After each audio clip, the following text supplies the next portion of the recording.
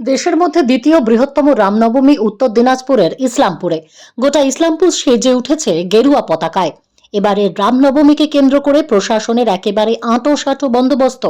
এক কথায় নিরাপত্তার বেষ্টনীতে ঘিরে ফেলা হয়েছে গোটা ইসলামপুর শহরকে।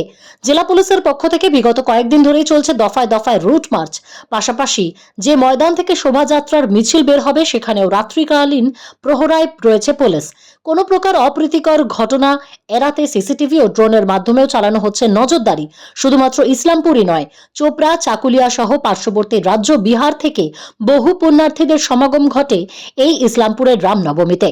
পুলিশ সূত্রেই শোভাযাত্রা পরিচালনা ও অপ্রীতিকর ঘটনা এড়াতে অতিরিক্ত পুলিশ আধিকারিক মোতায়েন করা হয়েছে ইসলামপুরে। জেলার বাইরে থেকেও আনা হয়েছে পুলিশ। অন্যদিকে বিশ্ব হিন্দু পরিষদের আয়োজক সংস্থা জানিয়েছে ব্যবস্থাপনা থাকলেও সমস্যার সম্মুখীন হতে হচ্ছে তাদের। আমাদের এবারের যে প্রস্তুতি আছে বা যে সমস্ত আছে যেটা শোভাযাত্রা হবে, শোভাযাত্রার আগে সকালবেলা এখানে গোমাতা পূজনের পরেই চলে যাবে রাম পূজন। রাম পূজনের পরে সবাই রামের মূর্তিতে প্রণাম করে আমরা এই শোভাযাত্রা শুরু করব।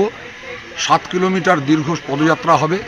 এই পদযাত্রার মধ্যে, এই শোভাযাত্রার মধ্যে প্রচুর পরিমাণে ট্যাবলো থাকবে, প্রচুর পরিমাণে রাম, লক্ষ্মণ, সীতা সব সেজে আসবে এবং সাথে লক্ষ লক্ষ মানুষ আমরা একসাথে হাঁটতে হাঁটতে আমরা সুভাষনগর জুনিয়র হাই স্কুল, এই হাই স্কুল আমাদের রামপ্রসাদের অর্থাৎ প্রসাদের ব্যবস্থা রয়েছে। এই প্রসাদের পরে আমাদের আবার কার্যক্রম, এই মাঠের শেষ, আমাদের শুরুর মাঠে আবার রামের সন্ধ্যার সময় রাম ভজন হবে, ভজন, কীর্তন, আরতি এবং তারপরে ওখানেও প্রসাদ বিতরণ হবে। সারাদিনের কার্যক্রম ওখানে গিয়ে শেষ হবে। প্রশাসন যে সহযোগিতা করে আমাদের, সেই সহযোগিতা হচ্ছে সেদিনকার পুলিশ প্রশাসন থাকে। আর এর কারণে, এর থাকার কারণে বা অনুমতির যে ক্রাইটেরিয়া যত দেওয়া হয়, এত পরিমাণ চাপ সৃষ্টি করে।